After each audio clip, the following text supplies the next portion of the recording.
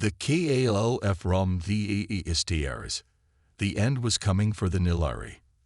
Their civilization, spanning 12 star systems and blooming across 37 worlds, faced extinction after 8,000 years of peace and prosperity.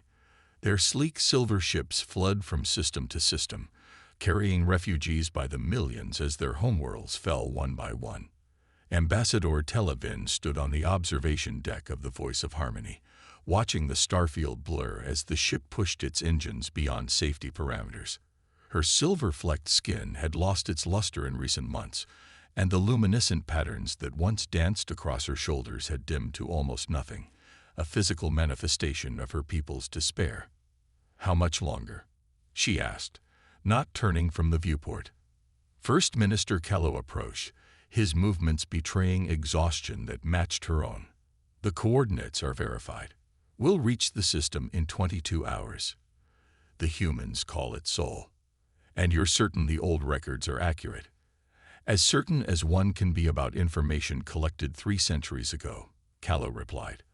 "Our ancestors deemed them too primitive for regular contact, but noted their peculiar talents." Tella closed her large opalescent eyes and sighed. "Show me again." Callow activated his wrist display, projecting historical footage their scouts had collected centuries earlier. Grainy images of human conflicts, primitive by current standards, flickered before them. Tanks rolling across barren landscapes, aircraft dropping payloads on cities, warships exchanging fire across vast oceans. "Our ancestors were horrified by what they found," Callow said softly. "A species that had nearly destroyed itself multiple times, that had harnessed the power of the atom only to use it as a weapon. They feared contamination of our peaceful culture and quarantined their system. And now we pray their violence might save us," Tella replied bitterly. Behind them, the tactical display showed the harvester fleets in pursuit, the Raktar, a species that had emerged from a distant arm of the galaxy only 50 years ago. They didn't seek conquest or negotiation. They came to consume. Every world they touched became a processing ground for organic matter. The Nilari had tried peace offerings, technological exchanges, even territorial concessions. The Raktar simply continued their feast. Captain Eliza Chen stood ramrod straight as the Secretary General addressed the hastily assembled Security Council. The room, deep beneath Geneva, had been constructed for precisely this possibility. First contact scenarios, but no one had truly expected to use it in their lifetime. "The object entered our solar system 6 hours ago, on a direct approach to Earth," Secretary General Okello said, his normally calm voice tinged with tension. "It's decelerating in a controlled manner, which rules out any natural phenomenon." "Weapon capabilities?" asked the Russian representative. "Unknown," replied General Williams, "but our deep space arrays show it's not configured like any weapon system we would design. There appears to be habitat sections, possibly for a crew." Captain Chen studied the holographic representation of the alien vessel. Sleek, almost organic in design, with what appeared to be transparent sections revealing interior gardens. "It doesn't look like a warship," she offered. "And how many alien warships have you seen, Captain?" The Chinese delegate's voice dripped with sarcasm. Before Chen could respond, Communications Officer Lieutenant Park burst through the security doors, protocol forgotten in his haste. "Sir, the vessel is broadcasting on multiple frequencies. They're speaking English." The meeting chamber fell silent as the holographic figure of Televin materialized before Earth's representatives.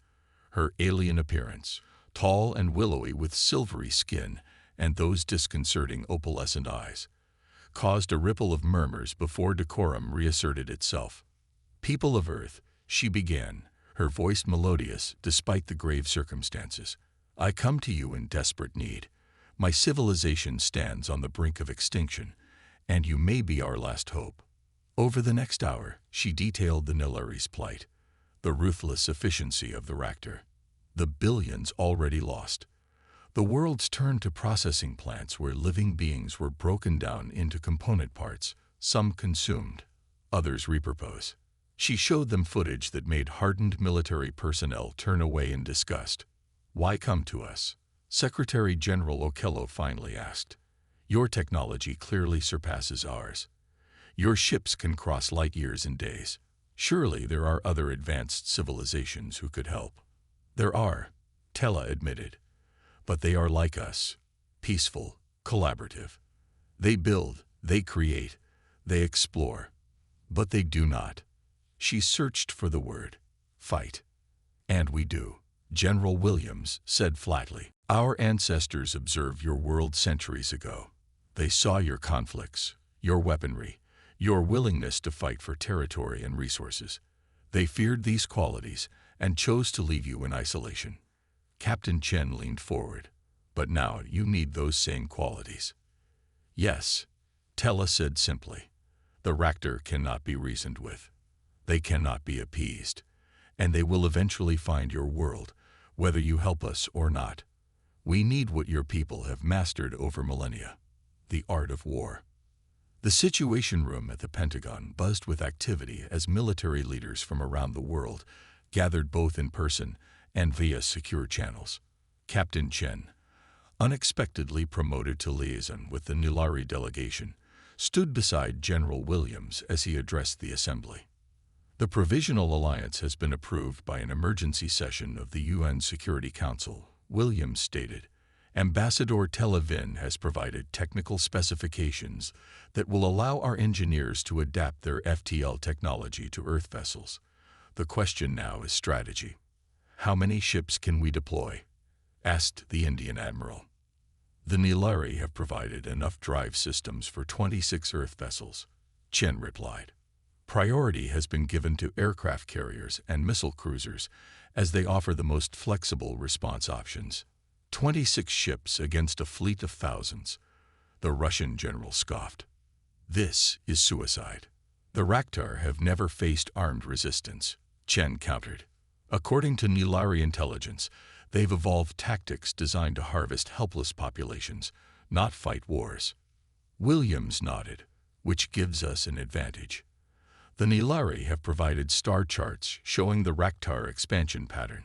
They're methodical, moving from system to system, planet to planet. We believe their next target will be the Nilari colony on Ishara Prime."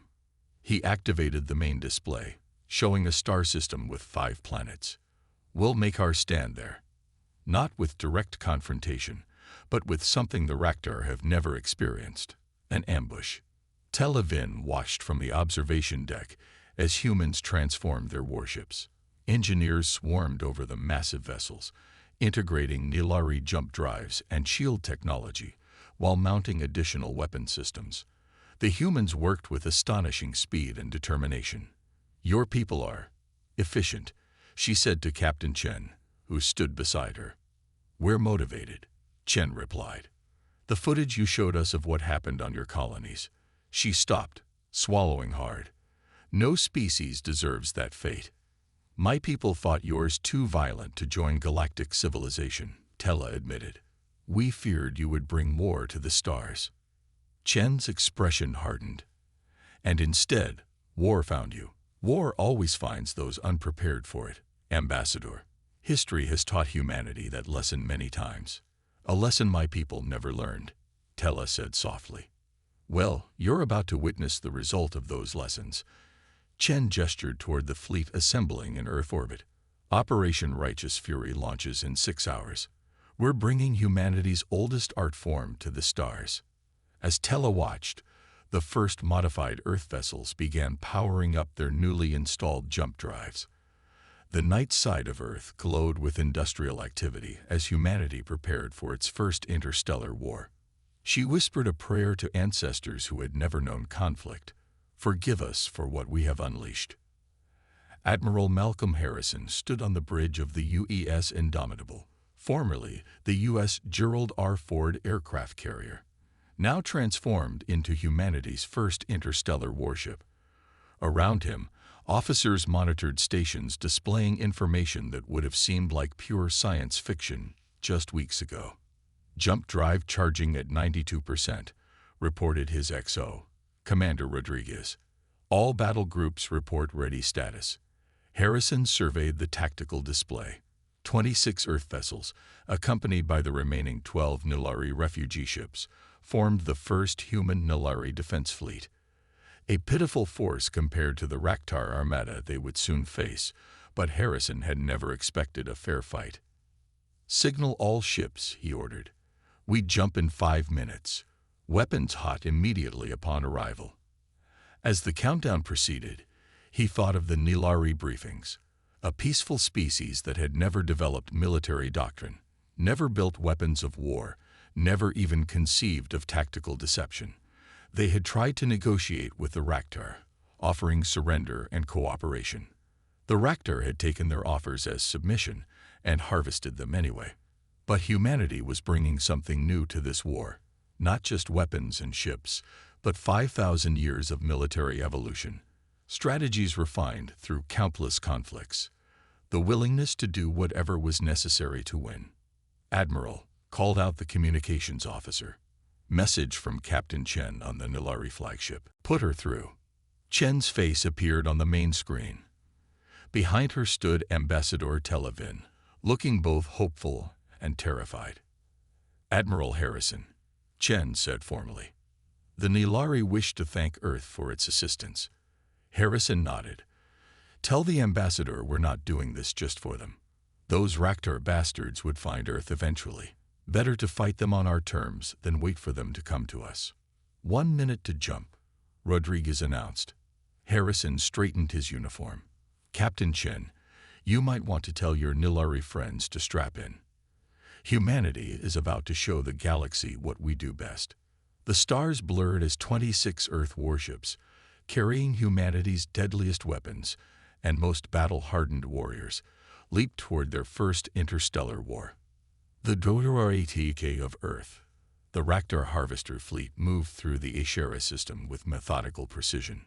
63 ships, ranging from processor vessels to the massive hive carriers that transported their warrior caste. Their destination, HFY Prime, the last major Nilari colony in this sector, home to over 3 billion souls. Fleet Commander Grozek stood on the command platform of the Eternal Hunger, his segmented exoskeleton gleaming under the ship's red lighting. 4 compound eyes surveyed the tactical displays showing the planet ahead. "Resistance estimates?" he asked, mandibles clicking. "Minimal, Commander," his subordinate responded. "Standard Nilari evacuation protocols are underway. We estimate 60% of the population will remain when we achieve orbit." Grozek's thorax vibrated with anticipation. "Excellent. The consumption will be bountiful. Prepare processing teams." "Commander." The sensor operator's voice rose in alarm. Energy signatures detected. Multiple objects emerging from fold space. "Nilari refugee ships?" Grozek asked dismissively. "No, Commander. Unknown configuration." They're accelerating toward our position. "All ships have successfully transitioned," Rodriguez reported as the Earth fleet materialized at the edge of the HFY system. "Tactical systems online."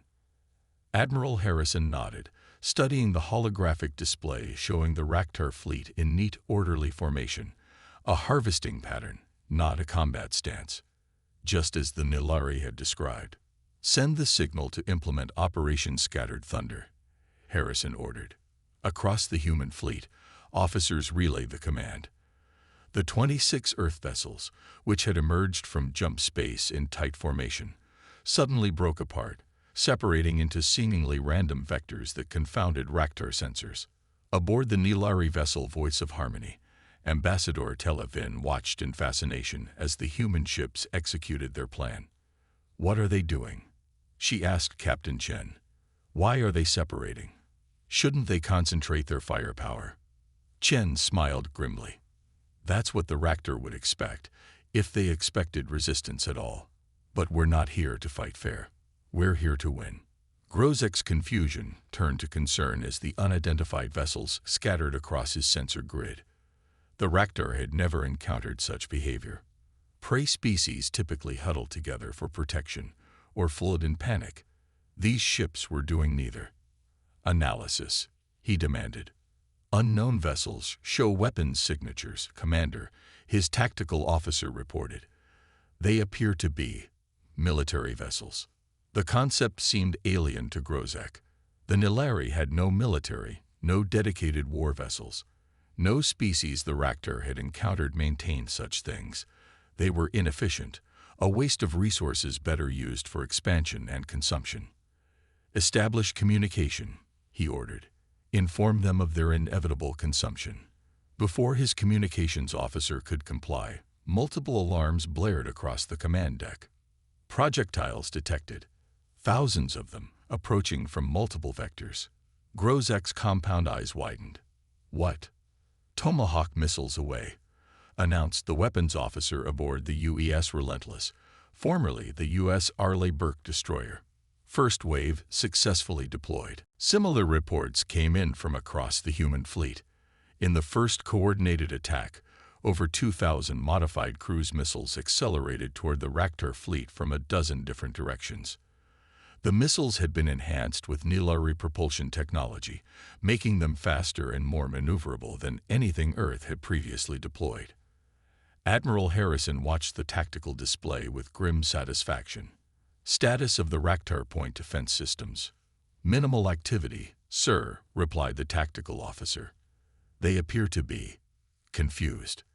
They've never been attacked before, Harrison said. They don't know how to respond. The first wave of missiles struck the outer vessels of the Raktar fleet. Explosions blossomed in the void as warheads found their targets.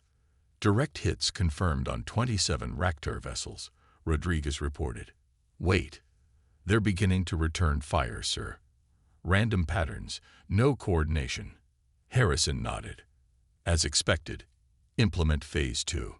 Grozek fought to maintain control as his command deck tilted beneath him. The eternal hunger shuddered from multiple impacts as primitive but effective explosive devices detonated against its hull. Return fire, he screamed. Target those vessels. We cannot establish targeting locks, Commander, his weapons officer replied, panic evident in his voice. The enemy vessels are employing some form of energy distortion and continue to change position unpredictably. Another impact rocked the ship. System failures cascaded across the command displays. This is not possible, Grozek insisted. The Nilari have no weapons. These are not Nilari, Commander, his second-in-command observed. Initial scans suggest biosigns are consistent with legends of a quarantined species from the spiral arm. The myths spoke of a world called Earth, Grozek finished, ancient racial memory stirring. The world of violence. Captain Eliza Chen led the joint human-Nilari boarding party toward the massive Raktar processing vessel. 12 human Special Forces operators and 4 Nilari guides moved through the zero-gravity environment with different but complementary skills. The humans with practiced military precision, the Nilari with natural adaptation to space. Remember, Chen said through her tactical comm, primary objective is to secure evidence of their harvesting operations and, if possible, rescue any Nilari prisoners. Secondary objective is to plant the package. The package was a specially designed nuclear device, modified with Nilari technology to create a subspace rupture upon detonation. One such device could destroy not just a ship, but tear a hole in the fabric of space that would consume everything within half a light minute. Contact, whispered Lieutenant Santos at point position. 3 Raktar appears to be a maintenance crew. Chen gestured silently, and her team took positions. The Raktar, insectoid creatures standing nearly 7 feet tall on 4 rear legs with functional manipulator limbs at the front, were focused on a repair panel. They had never evolved to look over their shoulders for predators. They had always been the apex species. Until now. The takedown was silent and efficient. Within seconds, the human operators had neutralized the threat without alerting the rest of the ship. Ambassador, Chen said to Televin, who accompanied them despite Chen's objections, can you interface with their systems? Tela nodded, her silver fingers trembling slightly as she approached the Raktar console. Their technology is primitive in some ways, focused entirely on consumption efficiency. She worked quickly, her connection to the ship's network giving her access to its layout and systems. "Captain, there are Nilari still alive aboard. Processing level 3. Thousands of them." Chen heard the pain in her voice. "Can we reach them?" "Yes, but," Tella's voice broke, "they're being systematically disassembled, harvested while conscious." Chen's jaw tightened. "Change of plans.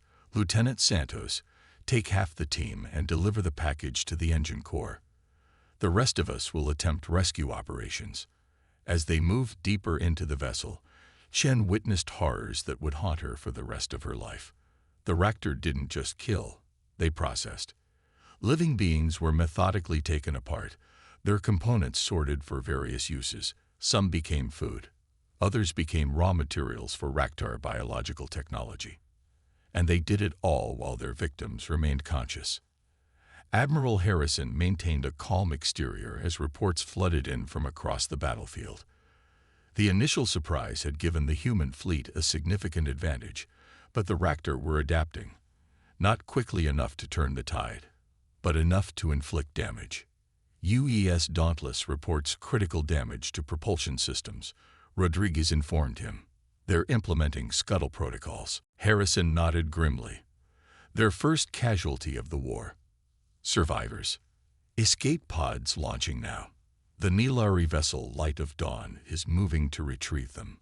On the main tactical display, the battle continued to unfold. 15 reactor vessels had been destroyed outright. Another 20 showed significant damage. The remainder were attempting to form a defensive perimeter, but their tactics were rudimentary, nothing like the coordinated defense a human fleet would mount. "Sir," the communications officer called out, "we're receiving a transmission from the reactor command ship." Harrison raised an eyebrow. "Put it through." The main screen flickered to life, showing the alien visage of Fleet Commander Grozek. The insectoid features were difficult for human eyes to read, but the posture, the slight lowering of the head, the pulled-back mandibles, suggested something unexpected. "Fear, Earth vessels." The translated voice crackled through the speakers. "Cease your attack. We offer terms." Harrison's expression remained impassive. "Reactor vessel, this is Admiral Malcolm Harrison of the United Earth Fleet. The only terms we will accept are your immediate and unconditional withdrawal from all Nilari systems and the release of any harvested populations still viable for rescue." "Impossible." Grozek's mandibles clicked rapidly. "The consumption is our way. It is our purpose. We cannot." "Then we have nothing to discuss," Harrison interrupted. "You have 30 minutes to begin withdrawal procedures, or face complete destruction." He signaled for the transmission to be cut. "Sir," Rodriguez said quietly, "the reactor outnumber us more than 2 to 1, even with our initial success." "Numbers don't win battles, Commander," Harrison replied. "And besides, they're about to become a lot fewer." Captain Chen and her team fought their way through the processing level, freeing Nilari victims where they could and granting mercy where they couldn't. The reactor guards, unprepared for armed resistance, fell quickly to human combat tactics. 2 minutes to package detonation, Lieutenant Santos reported over the comm. "We need to move to extraction point." "Understood," Chen replied, helping a severely injured Nilari to her feet. "We've secured as many survivors as possible. Ambassador, lead them to the escape pods." Tella Vin, her silver skin stained with the blue blood of her people, nodded grimly.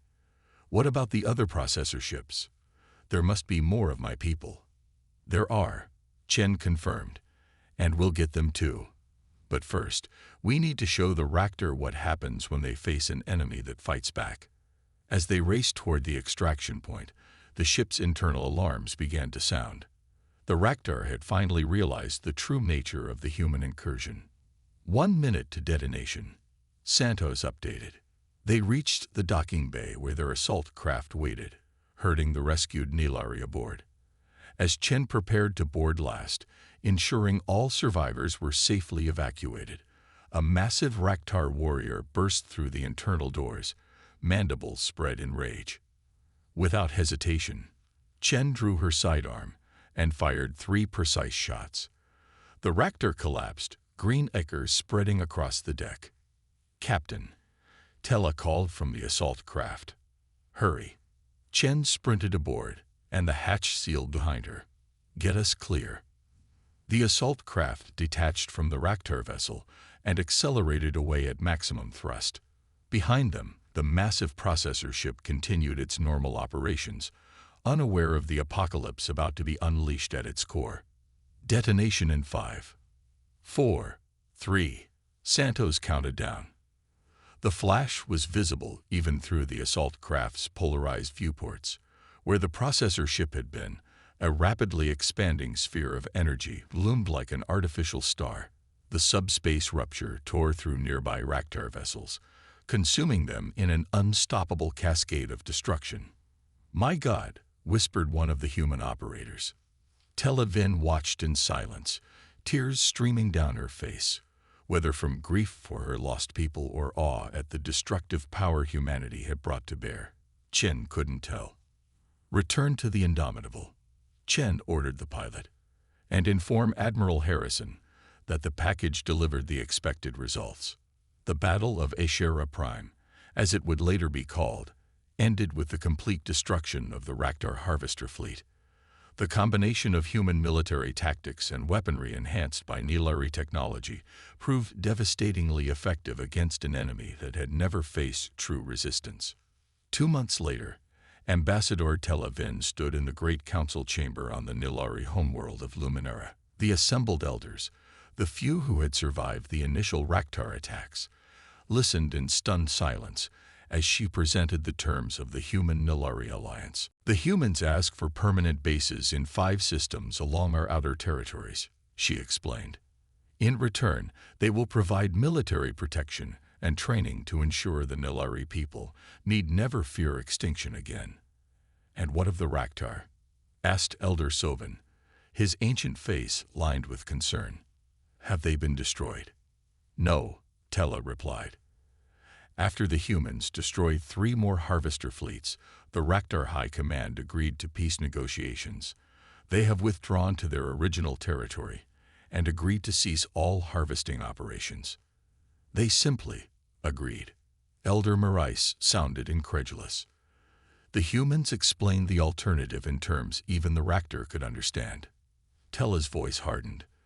They demonstrated a willingness to eradicate the entire Raktar species if necessary. It was the first time in their history the Raktar experienced fear. The council chamber fell silent as the implications settled over the gathering. The Nilari, a species dedicated to peace for 8 millennia, now owed their continued existence to the most warlike species they had ever encountered. "And what happens when the humans turn their violence against us?" Elder Sovin finally asked, giving voice to the fear many felt. Tella considered this. In the months she had worked with the humans, she had seen their capacity for destruction, but also their compassion, their sense of justice, their unwavering determination to protect the innocent. "They won't," she said with newfound confidence. "The humans fight fiercely against those who threaten peace, but they fight for peace, not against it. Their history is violent because they had only each other to fight. Now they have found a purpose worthy of their unique talents." She activated a holographic display showing Earth vessels working alongside Nilari ships to rebuild devastated colonies. "We feared their violence for centuries," Tella continued. "We called them primitive and dangerous. Yet when we faced extinction, they answered our call without hesitation. They risked their lives for a species they had never met." She looked around the chamber, meeting the eyes of each council member. "The galaxy has changed forever. The Raktar will not be the last threat we face, but now we face it together, with humanity standing beside us, ready to bring total war to any who threaten the peace. And that, honored elders, gives us something we had lost, a future." As the council debated the alliance terms, Captain Chen watched from a diplomatic observation platform. Admiral Harrison stood beside her, his weathered face impassive. "Do you think they understand what they've done?" Harrison asked quietly. by bringing us to the stars. Chen considered the question. I think they're beginning to. They called for help, and humanity answered with everything we had. And everything we are, Harrison added. For better or worse. For better, Chen said firmly. We've ended the systematic slaughter of billions. We've given countless species a chance at survival. Harrison nodded slowly. The Nilari begged for help, and humanity brought total war. And now the galaxy will never be the same. Around them, Nilari ships and Earth vessels circled in joint patrol formations. A new alliance forged in the fire of necessity, tempered by shared sacrifice, and pointed toward a future where humanity's oldest art form would serve its highest purpose, the protection of all sentient life.